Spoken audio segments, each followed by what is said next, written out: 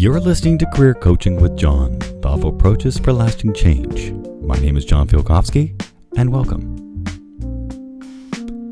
Today's episode is all about the changing definition of hard work. Side note, let me admit something to you up front. I have an obvious interest in utopian colonies, the places where people tried, sometimes sincerely, sometimes delusionally, to build something better in reaction to societal change. I think it's because I see these colonies as moment in time, foreshadows of the world we live in now. Our values are different, but our fears are the same. Well, let's then talk about a man named Étienne Cabet.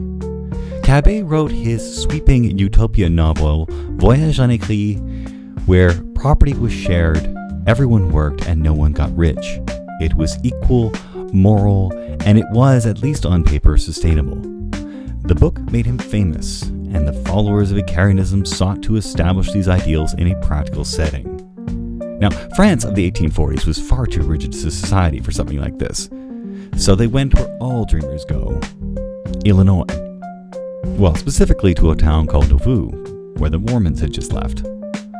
Now, Cabet was unquestionably the leader. He was part prophet, part bureaucrat, and he had a very clear idea of how things should run. Under his leadership, the colony thrived as a cultural hub adhering to those Icarian principles. At one point, though, Cabet returned to France to settle a legal dispute with his former followers, and when he came back to Illinois, he was expecting discipline and harmony, but he found something else entirely. His followers were being human. How they chatted while they worked, they took breaks, they smoked tobacco, and hell, they even went for drinks after work. Now, none of it was scandalous, it was ordinary to them. Creating utopia, after all, is hard work. Creating someone else's utopia is even harder. Creating someone else's utopia while they enjoy the profits and take off to France and leave you without leadership, well, you know where this goes. Well, I bring this up because I've been thinking a lot about how our own relationships to work evolve over time, and how badly we are prepared for that evolution. When we are young, you learn to work hard by moving fast, staying late, and pushing through. Whether for strength or beauty, we use young people for their bodies. I don't find that exploitive necessarily, it's what you have to offer when you learn how to be part of the workforce. But eventually your body changes, your mind changes, and your priorities change. And suddenly that old way of working hard, it stops fitting. So today we're going to talk about that uncomfortable, invisible shift, when the old work ethic doesn't work anymore and you finally have to teach yourself how to be a grown-up. Well, this is Career Coaching with John, Episode 9, When Hard Work Stops Working. Stay with us.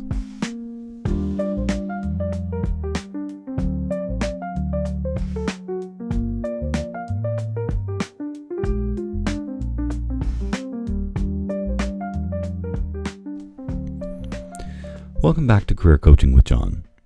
When I first started learning about history as a boy, it was all names and dates. Wars, treaties, protests, kings and prime ministers. The good stuff. It was about learning who the good guys were, who won, who lost, and what it all meant for our national pride.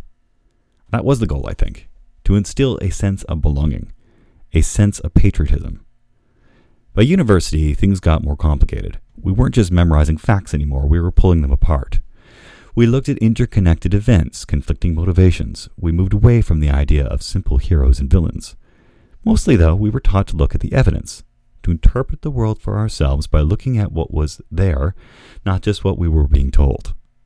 And then somewhere in the last few years, we've swung again. Now, the dominant lens seems to be a bit, different, revisionist maybe, looking at who held the power, who didn't, who got written into the story, and who got left out. We're asking new questions. Who is the oppressor? Who is the oppressed? What are the consequences of silence? I remember the first time I encountered this, I was confused by what I was hearing. How could someone see an event so radically different than me? In fact, the very same thing happened to me this week, and I'm finding myself almost, hurt. We'll talk about being reminded that I don't know everything. That has value, right? But sometimes I still think we're missing the point. Because when I look at history, when I sit with it, what I see is people. People under pressure, people trying to survive, people stuck in systems they didn't build but had to navigate. History teaches us what's normal. It shows us how things work, how power works, and how it shows us how fragile order really is. And most of all, it shows us how people behave when they are tired. That's where you see what people are really made of. When the idealism starts to fall apart, they're left trying to hold it together anyway. And that honestly is why I'm doing this episode.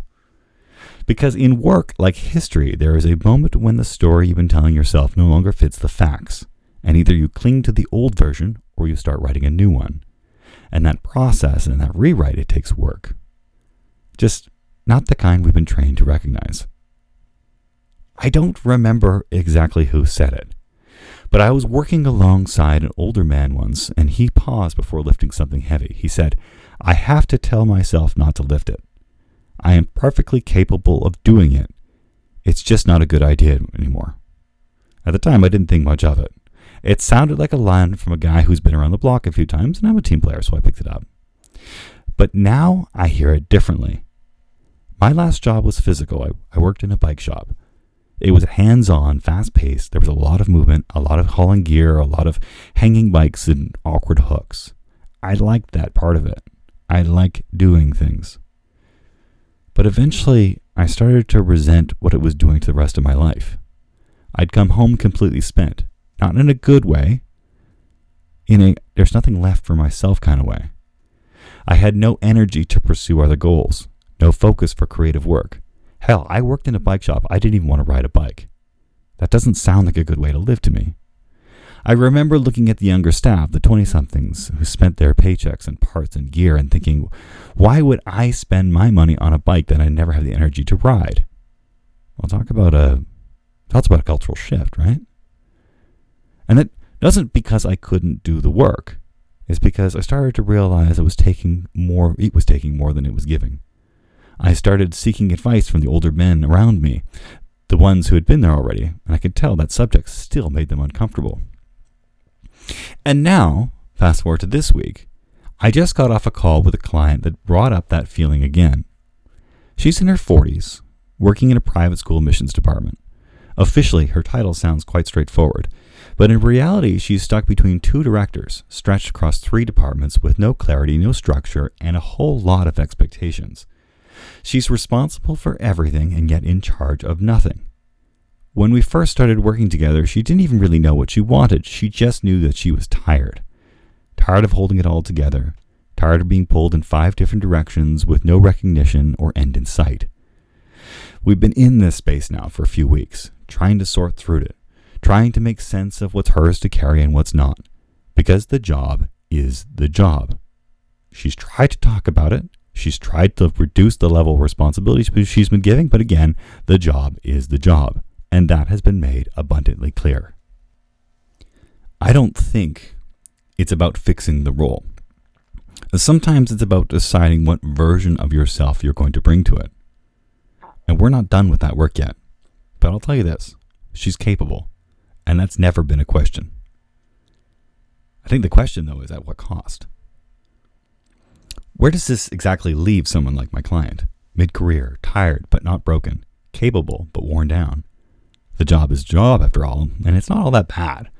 There are some perks. It has great time off, it has a decent culture, a mission she believes in. So we talked about it, and we discussed some options that are on the table. Here they are. Option 1. Suck it up. Well, let's be honest. There are reasons to do this. Sometimes you can ride out a rough patch. Sometimes you take a breath, you pull back emotionally, and you remind yourself that not every job has to be perfect. Sometimes we can reframe the role, adjust the expectations, hang on for what we hope will be a better season. We talked about dialing herself back too, not checking out necessarily, but maybe not carrying everything. Maybe the job doesn't need her to be a superhero, it just needs her to survive it. There are plenty of reasons to stay here too. Sometimes we forget that stability is also a benefit. Well, then there's option 2, quit. You find a new job and then you leave. Because, yeah, those perks that she's enjoying, they do exist elsewhere. There are other schools, other teams, other jobs that might have more structure, clarity, and less chaos. And they might pay the same or more. And sometimes that's very much the answer. Sometimes we reach the limit of what we can reasonably give and what they can reasonably give us. The mistake people make is assuming that leaving is failure. That quitting means somehow that you weren't tough enough. But that's the old story talking, right? The sunk cost fallacy, that phenomenon whereby a person is reluctant to abandon a strategy or course of action because they've heavily invested in it, even when it's clear that abandonment would be far more beneficial. The one where people say real workers push through. Well, no, I disagree. I think real workers decide. They weigh the cost, they weigh the reward, and they make the choice. And again, that's what we're trying to do here. We're not necessarily going to fix the job. We're not going to shame the impulse to leave. We're just going to look at it clearly. Because in mid-career, there is a new version of hard work. You know what you need, and you need to give yourself permission to want it. Which brings us to option 3. Stay, but negotiate. We're not talking about negotiating the pay or the workload, or even the boundaries. We're going to renegotiate the terms of how you're seen and how you receive and perceive yourself. Because that's what I actually think this job is. It's a leadership role. And whether or not her title says it, this client is already functioning as the connective tissue between departments. She's managing expectations, she's making decisions, organizing information, holding people accountable. To me, that's leadership. But what happens to a lot of people, especially in jobs that grow organically or slowly get more complicated at any rate, is that they might lose perspective of what their job actually is. Well, they keep showing up like it's the same job they started with, even though that reality has changed and grown with them. They're at the center of it all, but they're still acting like they're on the edge. So when that happens, they don't get included in big conversations. They don't get credited for the things they keep on track. They don't get paid like decision makers. So what if option 3 then is step into the job for what it actually is? Present yourself as the leader you've been all along. We're not talking pushy or aggressive. We're saying with clarity, this is what I'm responsible for. This is what I'm actually doing. And this is the level that I need to be operating at in order to make this work. I don't consider this ego. I consider it alignment. This is the difference between being used and being recognized. But it takes guts. Because when you stop acting like a cog, some people are going to get uncomfortable. But it's the price of stepping into leadership. You don't just do the job, you define it. Now, let me pivot for a moment. Years ago, I started working with somebody who wanted to start an HR program centered around how to speak with a trauma-informed lens at work. To me, the idea was simple but powerful. If you want effective communication within a group of people, especially when those people carry their own trauma, how do you say or do things within an organization without making that trauma worse? How do you avoid triggering the very people you are trying to lead? I was asked to help craft a marketing plan for that program. And in my enthusiasm for the project, I reached out to a couple of my associates just to explore how we might actually pull this off. I'd mentioned that I had done that, and the reaction stunned me. They were angry. They thought I was trying to take it away from them. It didn't make sense to me at the time. I wasn't being paid. I had no interest in running such a program. I was trying to help. But now I see it differently. I wasn't helping. I was doing exactly what they were trying to prevent. Because good intentions don't cancel out impact. So here then is the real question. How do you win in a situation like that? How do you give the right advice to someone who's exhausted or hurt? And conversely, how do you receive the right advice if you can't separate the past from the present? We are informed by our experiences, our history. We don't walk to work as blank slates. We walk in shaped by everything that has happened to us up until that point. And then someone tells us, business isn't personal, it's business. Well, no. Business is personal. It's people interacting with people for the purpose of profit. The rest, my friends, is power. And that is what history teaches us. Not who was right or who was wrong, not who won or lost, but how the powerful get ahead, how systems maintain themselves, and how exhaustion gets ignored in favor of outcomes. So if you're that person, my client, caught in that system, caught with everything that I had just said, tired and still trying to exist, where do you find your power? Well, she said to me after her meeting with the head of school, he basically said, if I drown next year, I am not doing my job well. All right, let's study the history of that interaction. Over and over again, this person has avoided the real conversation. The headmaster, I mean. About her exhaustion, her role, and her reality. He doesn't know how to help. Meanwhile, her direct supervisors are trying to lead by removing work from their own plates. They offer plenty of sympathy, but little action.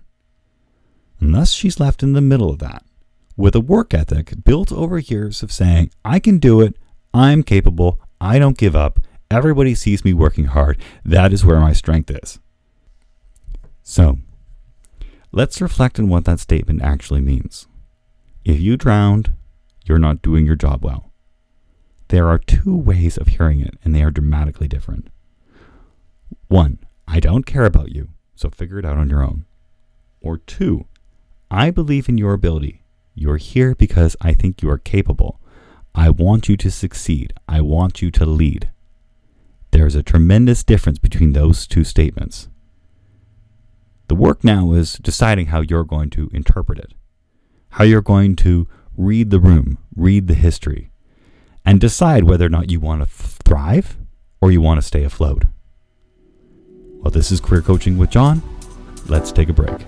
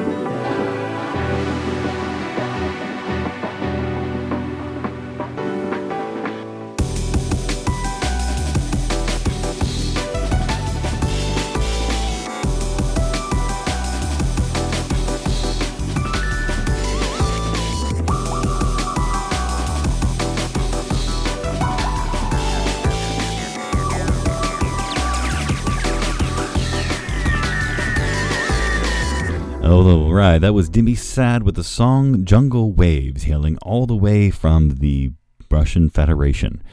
Their bio says they're a musical duo consisting of guitarist and songwriter Dmitry Sandovoy, formerly of the band Nizkiz, okay, and DJ producer Alexander Pliot. Now, you know what? I kind of liked it. I like drum and bass. Or was it jungle? I don't know.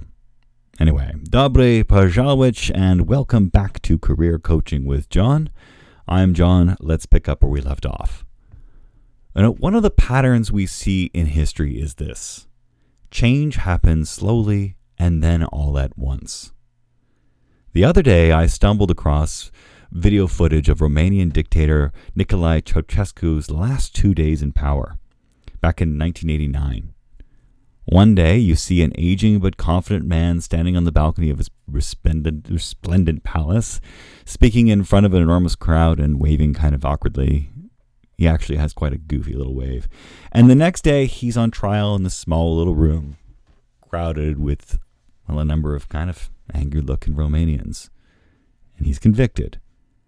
And then he and his wife, Elena, hands tied, were taken out back and shot.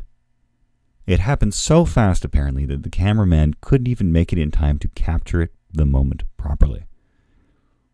The Ceausescu era was over, and Romania became a free country, just at the very moment it seemed like nothing could topple his power. We convince ourselves that when things are at their worst, they can't change, and then, like magic, they do. Except it's not magic. It takes years of hard work, of disappointment, crafting a message and getting people on board. So we have to ask ourselves, what is the hard work that needs to be done? Is it the one that our demons are yelling us to do, or the one that actually helps us move forward? Honestly, I feel like I'm at this moment right now. This moment when everything might change, and despite everything me saying it can't. So I'm asking you to join me. Let's praise the work that we've done in the past, but also acknowledge that's not who we are. That's just what got us here.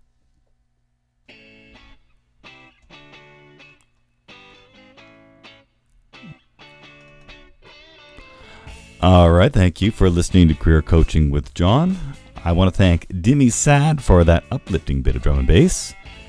We're going to let them play us out with vintage rock, or what they see as vintage rock in Russia. I want to thank the people in my life who keep reminding me that I don't know everything. I want to thank all of you for trying. There is an Irish saying, it says God loves a trier, which roughly translates to, and I looked this up, you made a complete and utter balls of it. But hell, we love you anyway. You have permission to suck.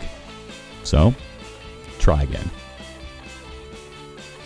If you need to hear someone, or you know somebody who needs to hear this, please share the episode, leave a comment, or find me at johnfilkowski.com. I think I'm going to change the format of this show moving forward. I am actively looking for people to discuss their work lives with me. So if you are interested, please drop me a line. You can also find me on YouTube, where I am making a complete and utter balls of answering career advice questions that I find on Reddit. Good times. Anyway, this was Career Coaching with John, Episode 9, When Hard Work Stops Working. My name is John Filkowski, of course. Now go enjoy your day at work.